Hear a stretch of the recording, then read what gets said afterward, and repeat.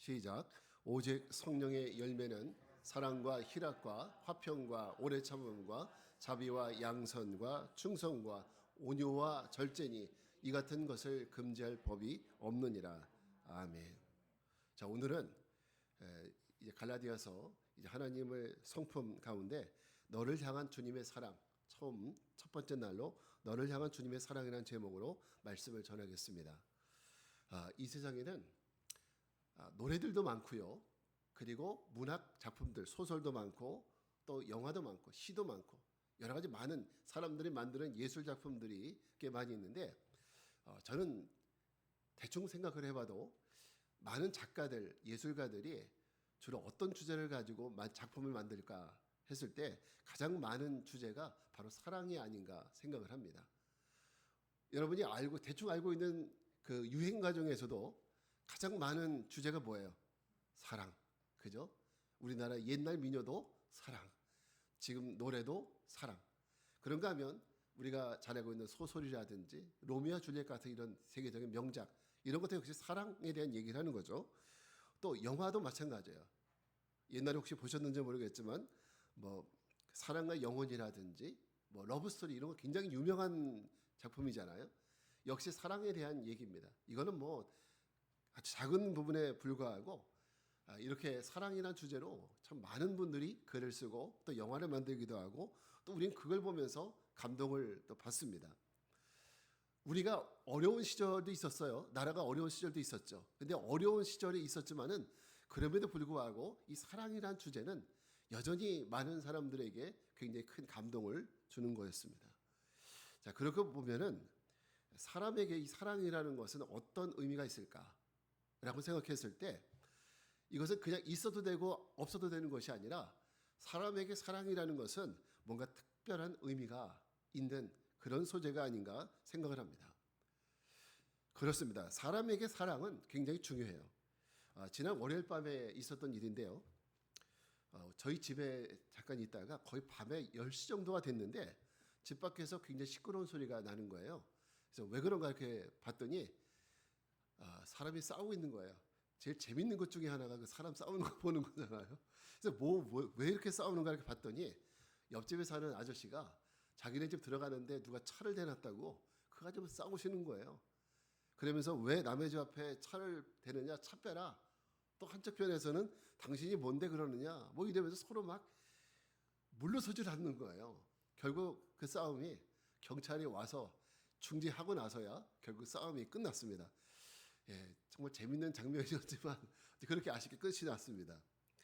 저는 그걸 보면서 여러분 사람에게는 사랑이 좀 전에 말씀드렸던 대로 사람에게는 사랑이라는 것이 굉장히 특별한 의미가 있어요. 아무리 성격이 무던한 사람이라 할지라도 사랑은 다 누구든지 느끼는 것이 아닙니까? 근데 이 사랑이 사람에게 특별한 것은 맞는데 제가 그런 사건을 보면서 느끼는 것은 사람은 사랑이 중요하다고 생각하지만 사랑할 줄 모른다. 이런 생각을 해봤습니다. 그러니까 사랑을 어떻게 해야 되는지 어떤 것이 아름다운 사랑인지 사랑다운 사랑을 할 줄 모르는 것이 오늘 우리의 모습이 아닌가. 사랑은 귀하게 여기고 또 사랑 때문에 감동도 하고 또 사랑을 하면서도 우리는 진짜 사랑이 어떤 것인지에 대해서 참으로 그 의미를 잘 모르는 것 같다라고 생각하게 됐습니다. 이 사랑이라는 단어의 사전적 의미는 보면은 어떤 상대를 애틋하게 그리워하고 열렬히 좋아하는 이런 마음을 사랑이라고 표현을 했습니다. 누군가를 열렬히 사랑한다는 것은 이거는 얼마나 또 인간적인 부분이기도 하지만 아름다운, 그죠? 얼마나 아름다운 일입니까? 근데 그런 여러 가지 생각을 하면서 또 제 머릿속에 드는 생각이 뭐였냐면 과연 사람이 누군가를 사랑할 수 있을까? 사람이 누군가를 사랑한다는 것이 이게 가능한 일일까? 왜냐하면 저를 보더라도 굉장히 이기적인 마음이 굉장히 강하거든요. 근데 이런 사람이 누군가를 진정으로 사랑한다는 것이 가능한 일일까? 이런 생각을 해봤습니다.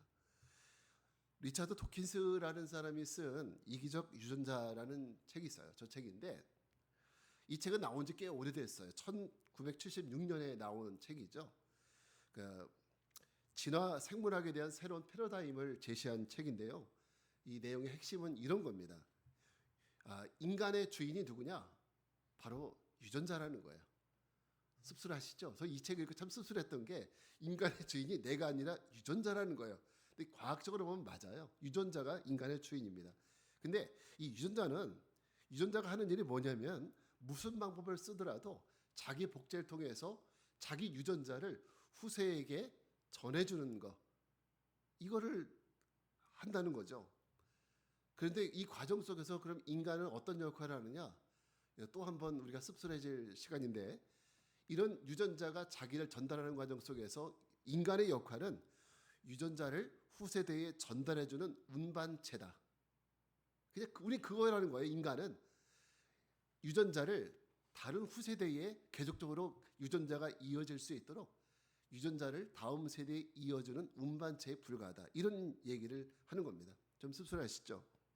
그래서 도킨스는 인간이 남녀가 사랑을 하고 이런 모습들은 우리는 굉장히 아름답게 보잖아요. 남자 여자가 만나서 사랑하고 또 그런 스토리를 보는 것이 우리에게는 아름다우지만 유전자의 입장에서 보게 되면, 유전자의 관점에서 보게 되면 그거는 유전자의 보존을 위한 인간의 행위라는 거예요. 유전자의 보존을 위한 그런 유전자의 그런 행위라는 거죠. 그래서 유전자를 후세에 안전하게 전달하기 위해서 사랑을 하는 것이고 남녀가 만나는 것이라는 거죠. 이렇게 해석을 해요. 그러니까 이걸 보면은 참 허무하다 이런 생각이 좀 들어요. 그래도 사랑은 아름다운 것이 우리에게는 그 우리 정서상 맞는 거지, 인간의 사랑이라는 것이 유전자를 전달해 주는 거에 불과하다? 그럼 뭔가 좀 너무 씁쓸하고 비인간적이다, 이런 느낌을 감출 수가 없습니다. 자, 우리는 사실 이런 이론에 대해서 그냥 어떤 그 유전학자니까 뭐 이렇게 얘기하나 보다 이렇게 생각할 수밖에 없고, 우리는 이런 이론에 대해서 사실은 마음을 두지는 않습니다. 여기 믿지도 않고요. 이런 이론에 대해서 사실 이걸 믿으려고 해서는 안 돼요. 그러니까 이거는 어떤 과학의 입장이다라고 생각하면 되죠. 사실 우리가 예수님이 우리를 위해서 행하신 그 사랑을 생각하면, 예수님이 우리를 위해서 행하신 그 사랑을 생각하면 예수님이 행하신 사랑을 이기적인 사랑이라고 볼 수는 없죠. 그죠? 이기적인 유전자라고 얘기하는 것처럼 그것을 이기적인 사랑이라고 해석하기는 어렵습니다. 인간을 위해서 자신의 목숨을 아낌없이 희생하는 이 예수님의 사랑을 이걸 어떻게 이기적이라고 말할 수 있겠어요? 그죠? 예수님의 사랑은 어떤 본능적인 사랑도 아니고요. 또 이기적인 사랑도 아니고, 우리가 예수님의 사랑을 얘기할 때 남을 위해서 자신을 희생할 줄 아는 이타적인 사랑이다, 이렇게 얘기를 해요. 이기적인 사랑의 반대가 이타적인 사랑이죠. 그렇기 때문에 여러분, 우리가 예수님의 사람이라면, 예수님을 믿고 있고 우리 그리스도인이라면 우리가 어떤 사랑을 해야 되나? 물론 이거는 남녀간의 사랑도 중요하지만은 내가 어떤 한 인간을 대하는 이런 마음이에요. 이웃을 사랑하고 그 누군가를 대하는 이 마음이 과연 어떤 마음으로 해야 되느냐? 근데 보통 대부분 사람들이 아까 앞에 얘기했던 것처럼 바로 이 이기적인 사랑을 하는 분들이 굉장히 많아요. 나를 위해서, 나의 어떤 이익을 위해서 그렇게 하는 경우가 많은데, 우리 믿는 사람들은 우리가 하는 사랑은 달라야 합니다. 어떤 사랑으로? 이기적인 사랑이 아니라 바로 이타적인 사랑으로 우리 사랑이 어떤 목표가 있어야 돼요. 자, 사람들의 남녀의 사랑에 대해서 우리는 아름답다고 얘기하죠. 좋다, 아름답다 이렇게 얘기하지만은 우리가 그걸 보면서 경이롭다 이렇게 얘기하지는 않죠. 그죠? 그냥 아름답다, 좋다 이렇게는 느끼지만은 남녀간의 사랑을 보고 우리가 이건 경이로운 사랑이다 이렇게 얘기해요? 이건 맞지가 않죠. 근데 우리가 예수님의 사랑을 경이로운 사랑이다 이렇게 얘기하는 이유는, 이거는 인간이 감히 흉내낼 수 없는 사랑을 보여주시기 때문입니다. 보통 사람들은 나를 위해서 남을 사랑해요. 보통 나를 위한 거예요. 다 나를 위한 거예요. 그렇지만은 예수님의 사랑은 예수님 자신을 위한 것이 아니라 100% 누구를 위해서? 인간을 위한 사랑이라는 거예요. 남을 위해서 자신을 다 내주신 거예요. 우리 인간을 위해서 당신의 100%를 내주신 사랑이 예수님의 사랑이기 때문에 그 사랑은 인간이 감히 흉내낼 수도 없는, 인간의 감동을 넘어선 우리는 경이로움을 느낄 수밖에 없는 그 사랑이 바로 예수님의 사랑이라는 거예요. 이타적인 사랑. 여러분, 저는 오늘 여러분과 함께 갈라디아서 말씀을 통해서 성령의 9가지 열매에 대한 말씀을 9주 동안 나누려고 하는데요. 이 성령의 9가지 열매는 어디서 맺혀지느냐? 사과나무에서 맺혀지는 것이 아닙니다. 배나무에서 맺혀지는 것이 아니라 그리스도인 안에, 여러분 우리가 그리스도인이잖아요. 그리스도인 안에 성령께서 함께 하시는, 성령께서 우리 안에서 일하시는 결과로 맺혀지는 것이 성령의 9가지 열매예요. 근데 이런 거에 대해서 보통 많은 분들이 이거 특별한 분의 어떤 그런 경우인가 보다 이렇게 생각하시는 분이 있는데 그렇지 않습니다. 이거는 성령께서 그 사람 안에서 일하실 때 반드시 나타나는 결과가 그 열매이고요. 그리고 하나님은 우리 안에, 성도들 안에 이 열매를 보기 원하시는 거예요. 우리 안에서 보기 원하시는 열매가 바로 이 성령의 열매예요. 그러니까 우리는 이거를 남의 얘기로만 치부해서는 안 돼요. 우리가 이런 열매를 맺어가야 되는구나 이런 생각을 해야지, 이거는 특별히 목사님만, 특별히 믿음이 좋으신 분들만 이렇게 생각하시면 안 된다는 겁니다. 예수님은요, 열매로 그 나무를 안다고 하셨죠. 열매로. 그래서 우리에게 이런 성령의 열매가 지금 맺혀지고 있다면 우리는 튼튼하고 건실한 성령의 나무가 되어 있는 거예요. 우리는. 그렇지만 우리가 앞에 오늘 우리가 읽지 않았지만 앞에 16절 20절의 말씀처럼 우리가 시기와 질투와 이런 어떤 육체의 열매가 우리 삶 속에 나타난다면 우리는 지금 어떤 나무냐? 육체의 나무인 거예요. 그냥 우리는 육체의 열매를 맺는 육체의 나무에 불과한 거예요.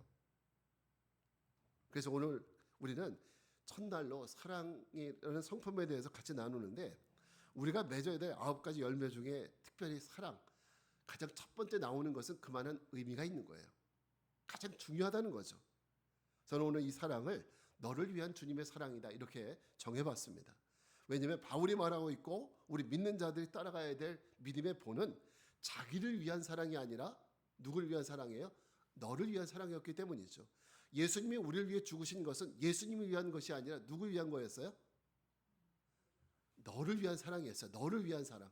바로 우리를 위한 사랑이었기 때문에 오늘 우리가 행해야 될 사랑도 나를 위한 사랑이 아니라 바로 너를 위한 사랑이라는 겁니다. 우리 주님은 이런 사랑을 행하라고 하셨어요. 내가 너에게 본을 보였듯이 너희도 그렇게 해야 된다고 말씀하셨어요. 요한복음 15장 12절 말씀 보니까 예수님은요 이렇게 말씀하셨습니다. 요한복음 15장 12절 한번 다음 넘겨주실래요? 네. 내 계명은 곧 내가 너희를 사랑한 것 같이 너희도 서로 사랑하라 하는 이것이니라. 예, 그렇습니다. 자, 이것이 예수님이 우리에게 원하시는 거였어요. 자, 그럼 우리는 어떻게 하면 인간적인 이기적인 사랑이 아니라 나보다 형제를 더 사랑할 수 있는, 사실 인간적으로 너무 힘든 거예요. 나보다 남을 사랑한다는 것이 죄 있는 인간으로서 정말 힘든 거예요. 근데 이런 이타적인 사랑을 주님은 하라고 하셨는데, 그럼 우리는 어떻게 하면 이타적인 사랑의 열매를 맺으며 살아갈 수 있을까? 첫째는 자기 비움을 배워야 합니다. 자기 비움을. 자, 우리 빌립보서 2장 6절부터 8절 말씀 같이 읽겠습니다. 시작. 그는 근본 하나님의 본체시나 하나님과 동등됨을 취할 것으로 여기지 아니하시고 오히려 자기를 비워 종의 형체를 가지사 사람들과 같이 되셨고 사람의 모양으로 나타나사 자기를 낮추시고 죽기까지 복종하셨으니 곧 십자가에 죽으심이라. 아멘. 예수님은요 하나님이세요. 하나님과 예수님의 어떤 다른 분인가? 보통 성경이 우리가 오해 많이 하는 것이 하나님은 아버지고 예수님은 아들이고 각각 다른 분인가? 우리 보통 인간이 아버지가 있고 아들이 있듯이, 그게 아니에요. 그래서 삼위일체는 정확하게 뭐라고 설명하기는 지금 우리의 인간의 언어로는 어렵습니다. 그렇지만은 하나님 예수님이 어떤 다른 두 사람이 아니라, 두 분을 얘기하는 것이 아니라 하나님이 곧 예수님이에요. 예수님이 곧 하나님이셔요. 자, 그런데 예수님은 곧 하나님이신데 이 말씀 보면 예수님이 하나님이라는 본체를 버리셨대요. 본체를 버리시고 자기 비움을 하셨는데, 이 자기 비움이라는 것은 헬라어로는 케노시스라고 얘기하는데, 예수님이 하나님이시지만은 하나님과 동등됨을 취할 것으로 여기지 않고 하나님의 그 속성을 잠시 내려놓고 인간의 속성을 입으셨다는 거예요. 하나님으로서 속성을 잠시 내려놓고 인간의 속성을 입으셨대요. 왜? 왜 주님은 그렇게 하셨을까? 주님은 왜 하나님이시면서 하나님의 성품을 잠시 내려놓고 인간의 그 속성을 입으셨을까요? 그거는요, 하나님이 인간을 사랑하시려면 인간을 먼저 이해하는 것이 필요해요. 이해해야 사랑할 수 있어요. 여러분 집에서 기르는 반려견도요. 그냥 강아지를 아무것도 모르는 사람은 무턱대고 갔다가는 물릴 수 있어요. 그 개를 이해해야, 그죠? 잘 이해할 수 있어야 그 개를 사랑할 수가 있는 겁니다. 마찬가지로 하나님이 자기를 비우시고 인간의 몸을 입으신 이유는요. 인간을 이해하시기 위해서예요. 우리가 예수님처럼 형제를 사랑하거나 가족을 사랑하거나 이웃을 사랑하려면 먼저는 자기 자신을 비우는 훈련이 먼저 필요합니다. 예수님처럼 케노시스, 자기를 비우는 훈련이 필요해요. 자기를 비운다는 것은 이건 무슨 뜻이냐면 자기를 부인하는 거예요. 또 자기의 생각, 자기의 판단 이런 것들을 먼저 내려놓는 거예요. 그리고 예수님이 인간의 옷을 입으셨듯이 그 사람을 이해하려고 노력하는 것이 이게 자기 비움입니다. 얼마 전에 여러분 16명의 사상자를 낸 그 아시죠? 시청 앞에서 급발진으로 인해서 16명의 사상자를 낸 사건이 있었잖아요. 사실 이거 얼마나 황당한 일이고 또 그날 그 자리에 지나가다가 이 사고를 당한 사람들은 얼마나 황당한 일입니까? 그죠? 지금 얼마나 또 여론이 그 사람에 대해서 비난을 하고 있는데요. 그 일은 사실 비난을 받아서 마땅한 일이죠. 그렇지만 그 비난에는 내 생각과 내 관점이 내 안에서 작동하기 때문에 비난하는 거예요. 내 생각에 저건 잘못된 거야. 이런 판단이 있기 때문에 비난할 수 있는 거예요. 그죠? 근데 좀 침착하게 내 생각과 내 판단을 내려놓고 그 사람이 왜 그럴 수밖에 없었는지 그 사람의 상황으로 한번 들어가 보면 그러면 또 다른 얘기를 우리는 들을 수 있다는 거죠. 우리가 지금 이 상황에서 이해할 수 없는 또 다른 부분을 이해할 수 있다는 거예요. 예수님이 하나님과 동등됨을 버리시고 자기를 비워서 인간의 몸으로 인간의 상황 속으로 들어오신 거잖아요. 인간의 상황 속으로 들어오신 이유도 왜 들어오셨느냐? 인간의 상황을 이해하기 위해서입니다.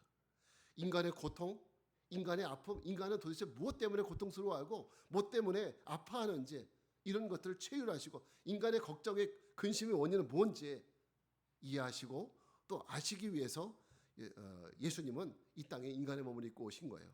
그렇게 해서 인간을 구원하시기 위해서 말입니다.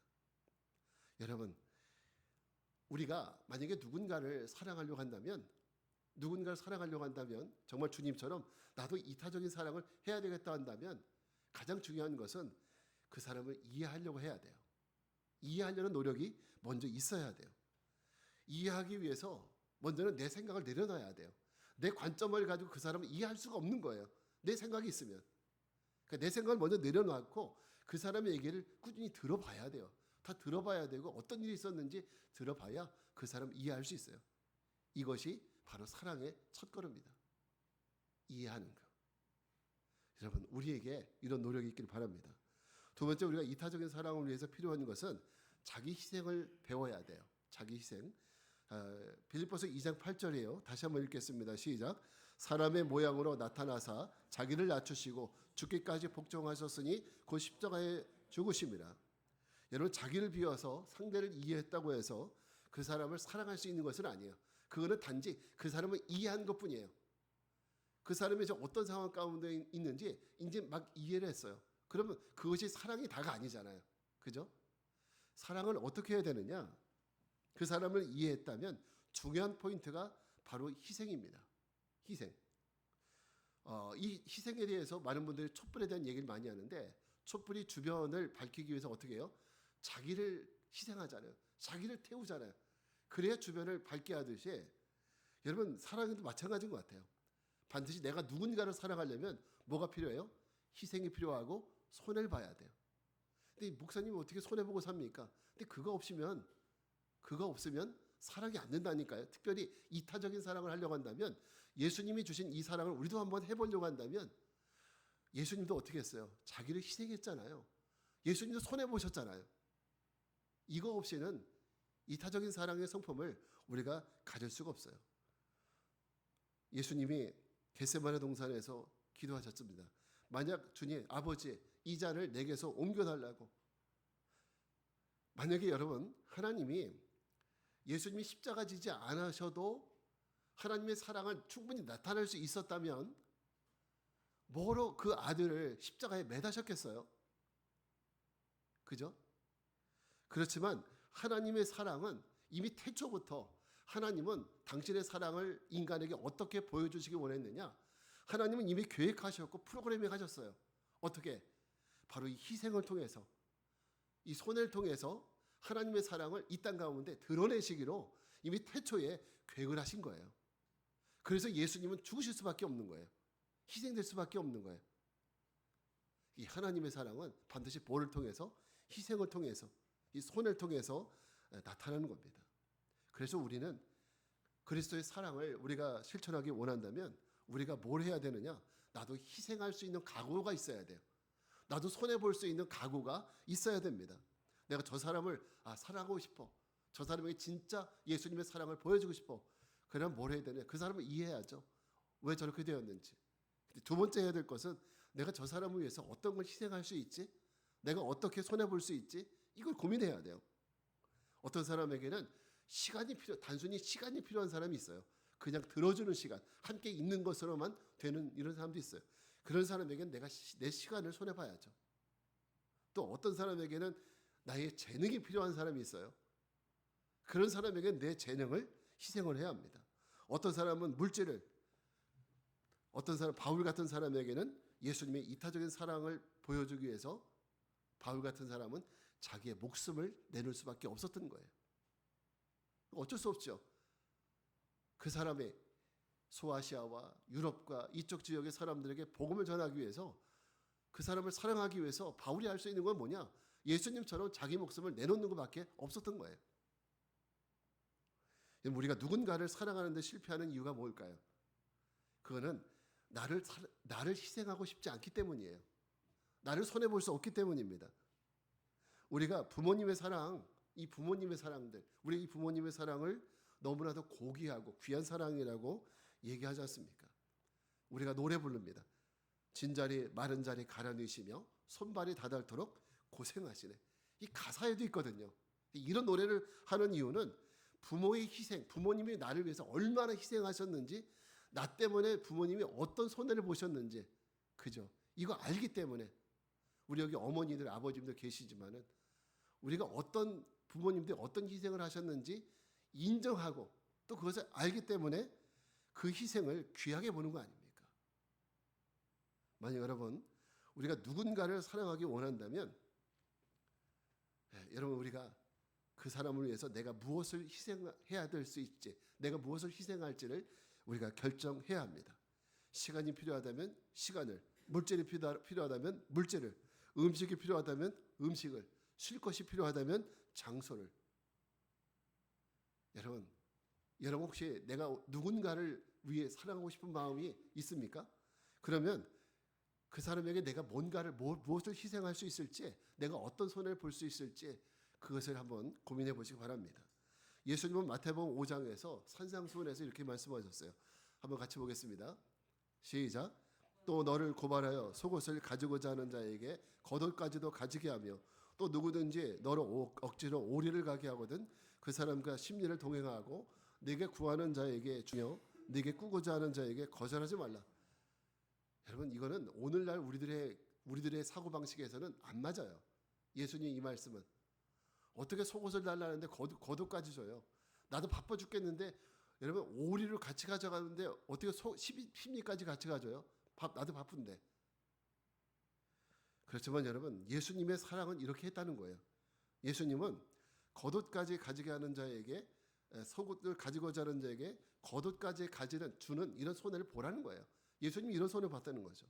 억지로 만약에 오리를 가게 한다면은 같이 심리를 가지고 손해를 네가 봐라. 이 손해를 봐주라는 거예요. 너에게 꾸고자 하는 자에게는 거절하지 말라. 이런 희생을 치르라는 겁니다. 이것이 바로 예수님의 사랑의 방식이었습니다. 이것을 우리가 기억해야 돼요. 여러분 예수님의 이타적인 사랑 너무 귀하네, 좋네, 나도 한번 해봐야지 이렇게만 할 것이 아니라 우리가 오늘 누군가를 사랑하기 원한다면 내가 그 사람을 위해서 어떤 손해를 볼 수 있을지, 어떤 희생을 할 수 있을지를 여러분 고민하셔야 돼요. 그 모든 희생하는 것을 통해서 여러분 주님의 사랑을 드러낼 수 있는 우리 모두가 되길 바랍니다. 마지막 세 번째, 이타적인 주님의 사랑을 하기 위해서는 내가 사랑을 베풀 이웃을 찾아야 합니다. 쉽게 말하면 이 얘기는 무슨 얘기냐면 이웃이 되어주라는 거예요. 사랑이라는 것은 결국 어떤 얘기라는 거냐면 사랑 다른 게 아니라는 거야. 이웃이 되어주라는 거예요. 사랑은 그 사람의 이웃이 되어주는 것이 사랑입니다. 누가복음 10장 36절부터 37절 말씀을 한번 같이 읽겠습니다. 시작. 네 생각에는 이 세 사람 중에 누가 강도 만난 자의 이웃이 되겠느냐? 이웃이 이르되 자비를 베푼 자니이다. 예수께서 이르시되 가서 너도 이와 같이 하라 하시니라.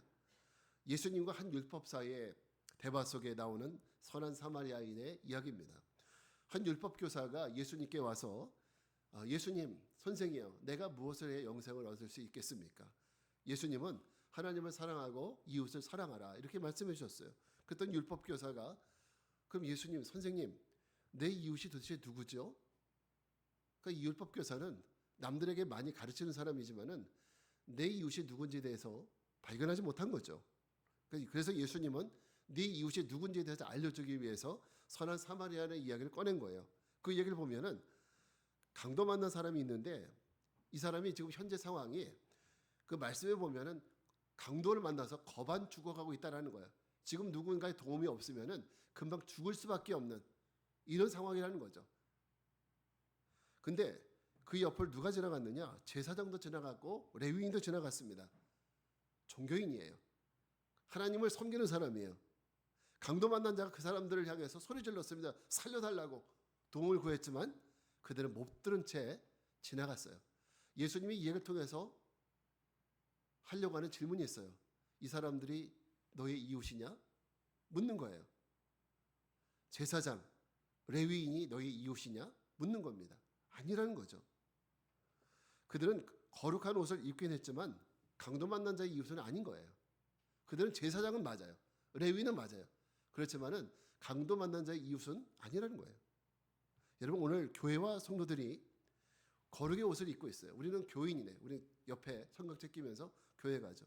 우리는 거룩한 옷을 입고 있지만 제사장과 레위인처럼 그런 행동을 하기 때문에 이웃의 아픔을 외면하기 때문에 우리가 교회가 영향력을 발휘하지 못하는 겁니다.